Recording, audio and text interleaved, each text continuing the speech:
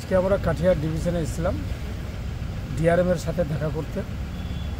আমাদের হরিশ্চন্দ্রপুর, হালুকা, মিলনগড়, কুমেদপুরের যে সমস্ত সমস্যা ছিল সেই সমস্ত সমস্যা নিয়ে আমরা ডিআরএমের সাথে আলোচনা করলাম। যেমন যে আমাদের হরিশ্চন্দ্রপুরের ডিমান্ড ছিল যেগুলো ট্রেনের স্টপেজের, যেমন যে পদাতিকের ট্রেনের জন্য আমরা আবেদন করেছি, যেমন যে শতাব্দীর জন্য আমরা আবেদন করেছি, যেমন যে আমাদের কুমেদপুরের জন্য কুলিকের জন্য আবেদন করেছি, এবং আমাদের আরও অন্যান্য যে সমস্ত ট্রেনগুলো আমাদের উত্তরবঙ্গর জন্য আমরা আবেদন করেছি।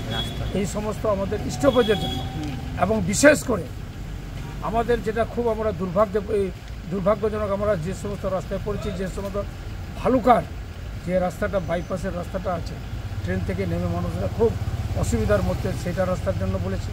মিলনগড়ের যেটা রাস্তা, মিলনগড় থেকে মানুষকে ওইটুকুর জন্য তাদেরকে 6 কিলোমিটার 3 কিলোমিটার যে ঘুরে আসতে হচ্ছে, তার জন্য বললাম যে এই রাস্তাটা আমাদের খুবই করা দরকার।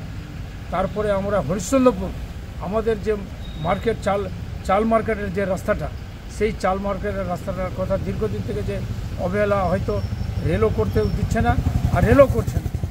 এই জন্য আমরা ডিআরএম সাহেবকে বলেছি, এবং আমাদের কুমেদপুরের যে 500 থেকে 600 মিটার যে রাস্তাটা ছিল সেটারও সম্বন্ধে আমরা বললাম। আমাদের ডিআরএম সাহেব সমস্ত কথাগুলো তিনি খুব মনোযোগ সহকারে তিনি শুনেছেন এবং কথা দিয়েছেন যে আমি যাব, আমি গিয়ে তদারকি করার চেষ্টা করব। এবং আমাদের যে সমস্ত আন্ডারপাস যেগুলো রাস্তা হয়েছে, সেই সমস্ত রাস্তাতে, সেই সমস্ত বাইপাসগুলোতে অনেক জল জমে যায়।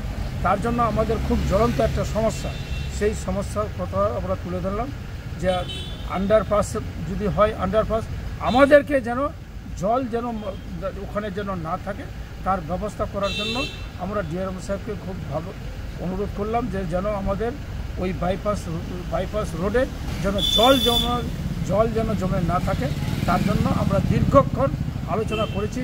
আমাদের সেই আবেদনগুলো ডিআরএম সাহেব খুব গুরুত্ব সহকারে শুনেছেন। আমি ডিআরএম সাহেবকে অশেষ ধন্যবাদ জানাচ্ছি। আগামীতে নিশ্চয়ই এই কাজগুলো কিছু না কিছু হবে।